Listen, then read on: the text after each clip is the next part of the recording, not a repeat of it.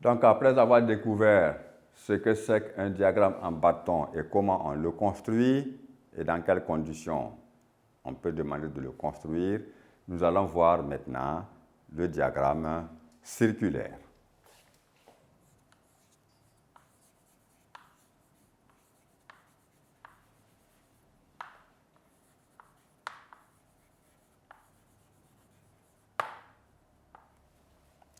Alors, lorsqu'on demande de construire un diagramme circulaire d'une série statistique donnée, cela veut dire qu'on tient compte du nombre de situations, ce qu'on appelle le nombre de modalités. On ne donne pas 1000 valeurs pour demander d'en construire un diagramme circulaire.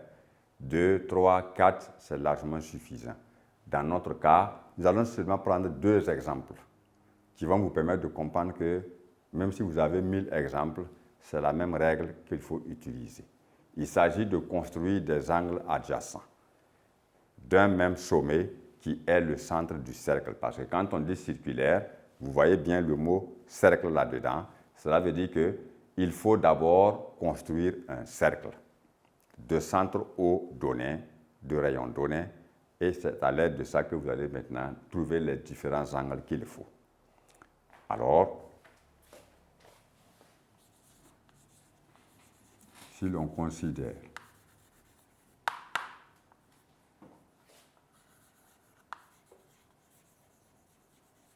les valeurs 15 et 18 d'un caractère donné,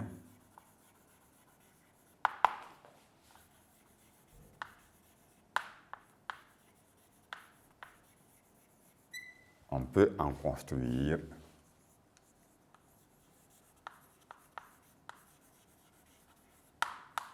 un diagramme circulaire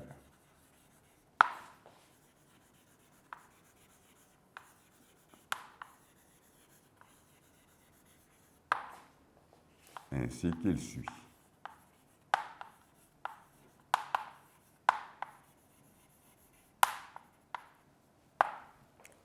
Alors, lorsqu'on dit circulaire, ça veut dire qu'il faut considérer tout le cercle, puisque ce sont des angles que l'on doit obtenir. Alors, on va utiliser donc la règle de 3. Quand vous prenez par exemple tout le cercle, il mesure 360 degrés. Et maintenant, lorsque vous avez plusieurs valeurs d'un caractère donné, l'ensemble de ces valeurs-là constitue un effectif total. Alors, on a ceci.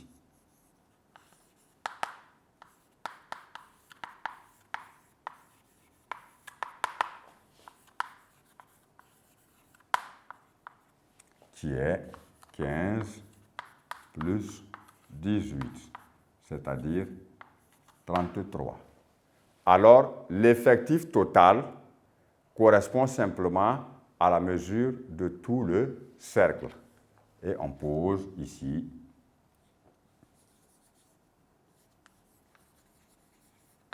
la règle de 3.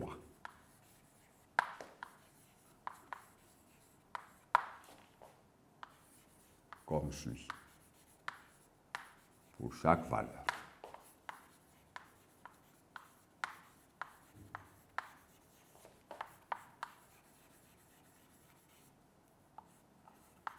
Sachant que l'effectif total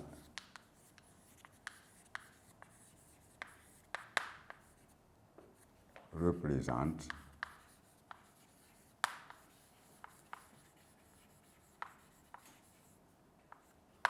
360 degrés, c'est-à-dire la mesure d'un cercle.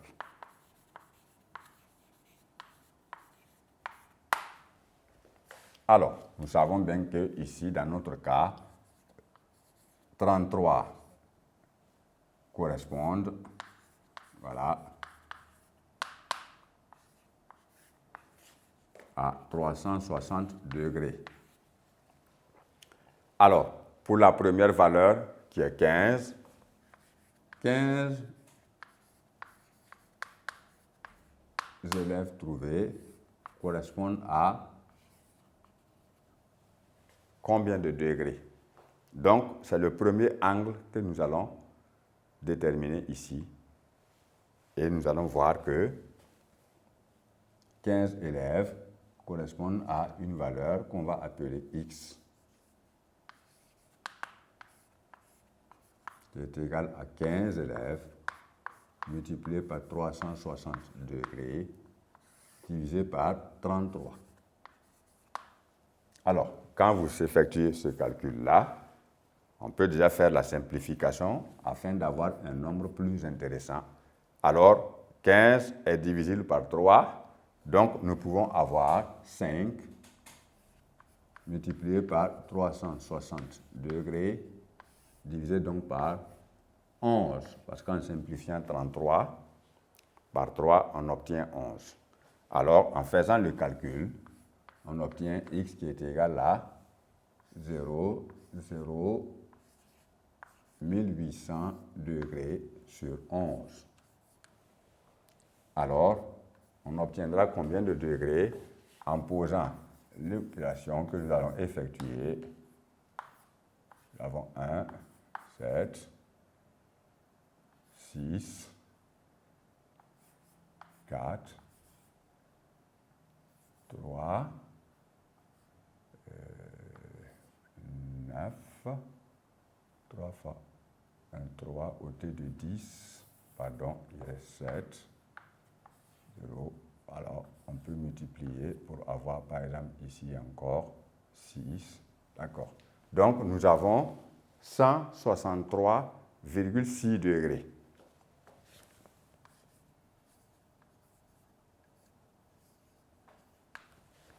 Alors, nous avons donc calculé la valeur en degrés du premier angle correspondant donc à l'effectif 15. Alors, nous allons maintenant trouver la valeur du deuxième angle correspondant cette fois-ci à l'effectif 18. En sachant que les 33 élèves qui constituent l'effectif total représentent toujours la mesure de tout le cercle qui est 360 degrés. Donc, avec 18 élèves, nous avons combien? Qu'on va appeler par exemple ici y. Alors, la règle de 3 nous dit que y est égal à 18 multiplié par 360 degrés sur l'effectif total qui est 33. Alors, y égale, en simplifiant également par 3, nous avons donc 6 fois 360 degrés divisé par 11, soit 0, 6, 3 fois 6, 18, attention, 6 fois 6, 36, donc 21. 2160 sur 11. Alors, nous allons voir qu'on obtient aussi une autre valeur angulaire. Divisé par 11, nous avons une fois, il nous reste 10, 6. Alors, nous avons combien de fois?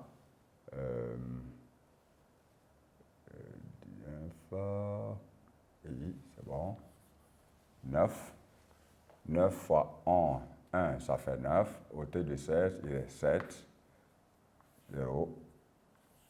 70. Ça fait 4 fois. 6 fois.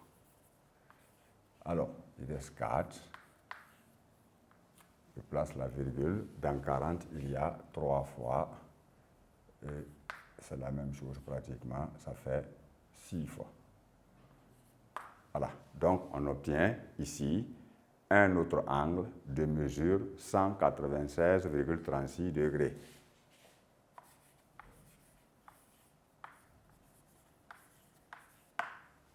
Alors, comme il y a des valeurs décimales ici, dont les parties décimales ne sont pas exactes, on peut arrondir au besoin afin de rendre la représentation plus exact. Parce que ça veut dire que dès que vous avez trouvé ces mesures angulaires, si vous faites leur somme, vous devez retrouver la mesure du cercle.